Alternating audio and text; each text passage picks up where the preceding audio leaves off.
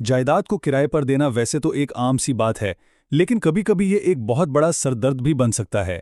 तो आज हम इसी मसले का हल देखेंगे और मालिक मकानों को एक वाज़ेह कानूनी रास्ता दिखाएंगे ताकि वो मुश्किल किराएदारों से निमट सकें और अपनी जायदाद और ज़हनी सुकून दोनों को महफूज रख सकें। जरा सोचें, एक ऐसी सूरत हाल, एक किराएदार जो शुरू में तो बहुत अच्छा था, अचानक किराया देना बंद कर देता है। वो ना सिर्फ किराया नहीं दे रहा, बल्कि घर खाली करने से भी साफ इनकार कर देता है। अब ऐसी सिचुएशन में कोई भी मालिक मकान खुद को बेबस महसूस करेगा। तो इससे निमटने का सही और सबसे अहम कानूनी तरीका आखिर है क्या? आइए इसी को समझते हैं। इस पूरे मसले को हम 5 हिस्सों में तकसीम करके समझेंगे। सबसे पहले देखेंगे कि ये मसला है क्या, फिर बात करेंगे एहतियाती तदाबीर की, उसके बाद कानूनी मुआहदे की अहमियत, फिर बेदखली का कानूनी अमल और आखिर में उन आम गलतियों पर नज़र डालेंगे जिनसे हर हाल में बचना चाहिए।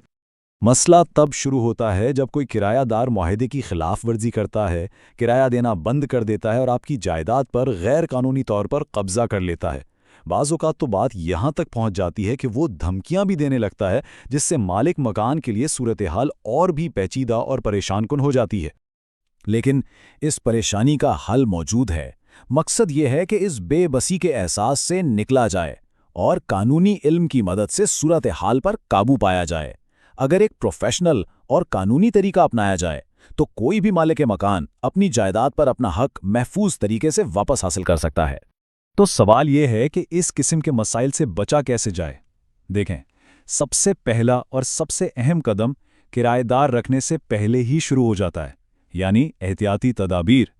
यही आपकी दिफा की पहली और सबसे मजबूत लाइन है। चलें देखते हैं कि ये कैसे करना है। किसी को भी घर किराए पर देने से पहले ये 4 इक़दामात बहुत ज़रूरी हैं। सबसे पहले उस शख्स के कामकाज की पूरी तस्दीक करें। वो करता क्या है, उसका पेशा क्या है। उसके बाद उसके शिनाख्ती कार्ड की कॉपी लें और मकामी पुलिस की मदद से उसका क्रिमिनल रिकॉर्ड चेक करवाएं। इससे आपको पता चल जाएगा कि उस पर पहले से कोई केस तो नहीं चल रहा। और आखिर में जब सब कुछ ठीक लगे तब भी किराएदारी का इंदराज अपने इलाके के थाने में लाजमी करवाएं। ये चंद कदम आपको मुस्तकबिल की बहुत सी परेशानियों से बचा सकते हैं। यहाँ एक बहुत अहम नुक्ता है। कभी-कभी लोग किसी की बातों में आकर या रहम खाकर बगैर जांच पड़ताल के ही किराएदार रख लेते हैं। लेकिन याद रखें, एक मालिक मकान के तौर पर जज्बाती नहीं बल्कि हकाइक की बुनियाद पर फैसला करना जरूरी है। मुकम्मल बैकग्राउंड चेक आपकी जायदाद की हिफाजत के लिए नागुज़ीर है। अच्छा, किराएदार की जांच पड़ताल हो गई। अब अगला अहम मरहला एक मजबूत कानूनी मुआहदा यानी रेंट एग्रीमेंट तैयार करना है। ये एग्रीमेंट ही आपके और किराएदार के रिश्ते की बुनियाद है और किसी भी मसले की सूरत में यही आपका सबसे बड़ा हथियार साबित होता है। अब देखें, यहाँ 2 किस्म के मुआहदे हैं। एक तो है 11 महीने का एग्रीमेंट, जो अक्सर लोग रजिस्ट्रेशन फीस और टैक्स बचाने के लिए करवा लेते हैं, लेकिन यही बचत उसे कानूनी तौर पर बहुत कमज़ोर बना देती है। दूसरी तरफ एक रजिस्टर्ड एग्रीमेंट है, जिस पर टैक्स तो लगता है, लेकिन यह रेंट कंट्रोलर के दफ्तर में रजिस्टर होता है और आपको एक मजबूत कानूनी तहफ़्फ़ुज़ फराहम करता है। तो सीधी सी बात है, चंद हज़ार बचाने के लिए लाखों की जायदाद को खतरे में डालना कोई समझदारी नहीं। ये रेंट कंट्रोलर कौन है? आसान लफ्ज़ों में, ये एक सरकारी अदालती अथॉरिटी है जिसे ख़ास तौर पर किराएदारी के मामलात जैसे किराए के झगड़े और बेदखली के केसेस को हल करने के लिए बनाया गया है। जब हम कानूनी रास्ते की बात करते हैं तो इसका मतलब यही है कि मामला इसी अथॉरिटी के पास लेकर जाया जाए। तो अब आते हैं इस सूरत हाल पर जहां तमाम एहतियात के बावजूद किराएदार ने किराया देना बंद कर दिया है। यहां से बेदखली का कानूनी अमल शुरू होता है और ये जानना बहुत ज़रूरी है कि कानून के दायरे में रहते हुए आपको क्या इक़दामात करने हैं।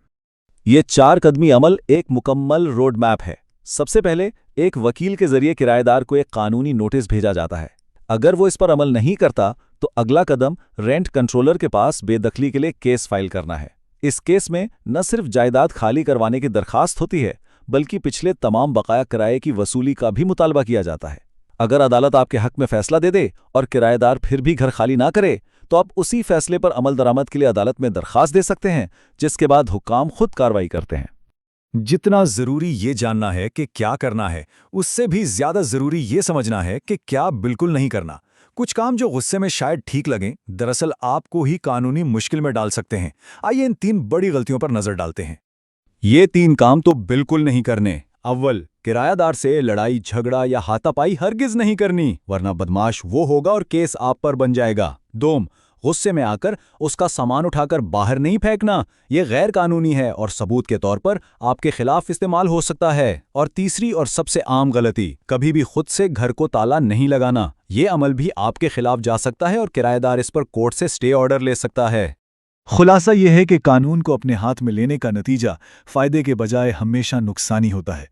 इससे न सिर्फ आपका कानूनी केस कमजोर पड़ता है, बल्कि आप पर मुजरिमाना इल्जामात भी लग सकते हैं। ये वो गलती है जो एक शरीफ शहरी को मुल्जिम बना सकती है।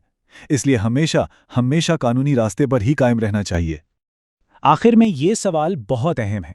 बहुत से लोग शिकायत करते हैं कि कानूनी अमल बहुत सुस्त है। हाँ, हो सकता है इसमें वक्त लगे, लेकिन यही वो वाहिद रास्ता है जो महफूज है और यकीनी है। ये आपको गैर ज़रूरी कानूनी पेचीदगियों से बचाता है और आपके हुकूक का तहफ़्फ़ुज़ करता है। तो इंतखाब वाज़ेह है, एक मुख्तसर लेकिन ख़तरनाक रास्ता या एक थोड़ा तवील लेकिन महफूज और प्रोफेशनल रास्ता।